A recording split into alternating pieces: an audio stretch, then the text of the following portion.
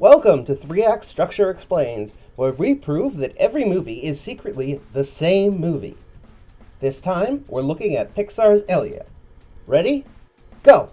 Act 1. Elio's parents died, so he's living with his aunt. Elio is obsessed with space and aliens. The trauma from losing his parents and the struggle he has connecting to others caused him to fixate on leaving Earth and meeting aliens, ignoring any possible connections he could make on Earth. And because his aunt is unprepared to take care of a kid and is busy with her job all the time, Elio assumes she doesn't love him or want him. If I can pair these together, I can double their reach. Okay, you can go now.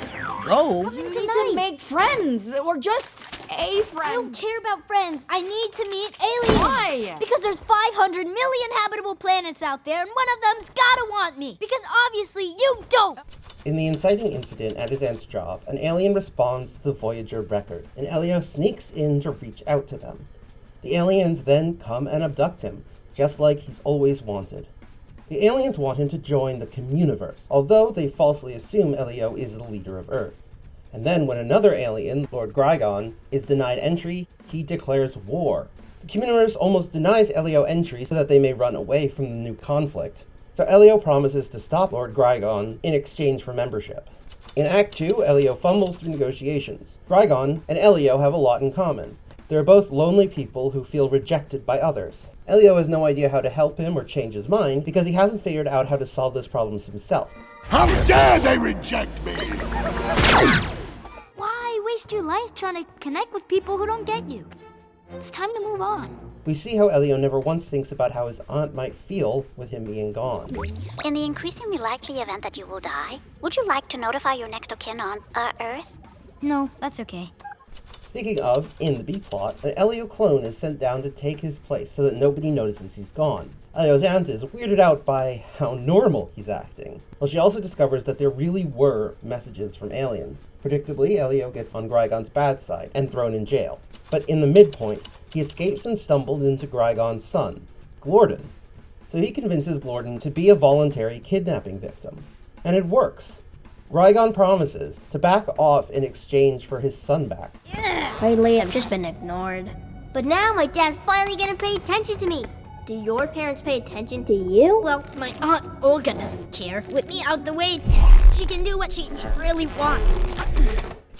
At first, Elio saw Glorden as just a bargaining chip, a means to an end. But while they wait, Elio and Glorden explore the Communiverse and start to bond as real friends. Glorden is a perfect friend for Elio, and they have a ton in common, but nothing more so than that both of them feel like disappointments to their parental figures. Elio opens up to Glorden about his anxiety that with his parents gone, nobody will ever love him again. Glorden expresses complex feelings about going back to his dad because he knows what his father wants for him is not what he wants for himself. Once I'm installed, I'll never get to play, or swim, or do anything. It'll be the worst. And if I don't, my dad would hate me. So they clone Glorden to give Grygon a fake, so that he doesn't have to go back. On the way, they check in with clone Elio, and Elio wrongly assumes that his aunt likes the quote-unquote normal Elio, and that she wouldn't want him back and wouldn't have to deal with all his quote-unquote weirdness. Elio brings the clone to Grygon. It almost works, but in the all-is-lost moment, Grygon spots the fake. He forces one of the Communiverse leaders to read Elio's mind to find out where Glorden is, which also leads the Communiverse to find out about all the lies he's been telling. And as Grygon starts his takeover, they dump Elio back on Earth. He's devastated. Everything he ever wanted was within his grasp, and now it's gone.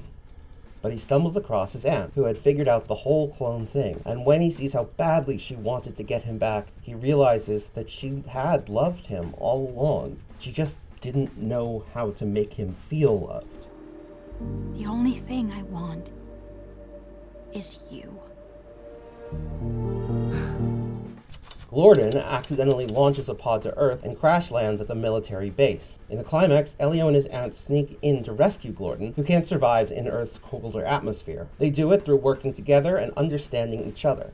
They also get an assist from a kid who he dismissed as a potential friend earlier, and a community that he didn't know he had. They make it back to the Communiverse, but Glorden almost dies. When Grygon sees Glorden, and how Elio cares about him, he drops his tough exterior, figuratively and literally, to protect and comfort his son. In the resolution, Qui-Gon gives up his war against the Communiverse and makes more of an effort to understand his son, or at least to make sure that he feels loved in a way that he hadn't before.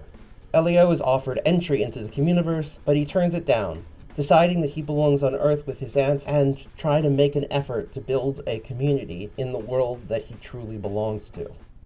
We're family. So, what did the characters learn from this, and what can we learn? Here are the major themes of the story. Parenting. Parents and children often have a hard time understanding each other, but that gap can be overcome with effort, time, patience, and love. Belonging. You can search far and wide for a place to belong. But there may be opportunities closer than you'd expect if you're willing to go out and find them. And human connection. Everybody wants to love and be loved, even if they miss opportunities to do so right in front of them. And unique can sometimes feel like alone. But you are not alone. Click the card on the left to see how another movie follows 3-act structure. Click the card on the right for a full explanation of what 3-act structure is and how it works. Subscribe if you like these videos and want to see more. And leave a comment if there's a movie you want to see the channel talk about next.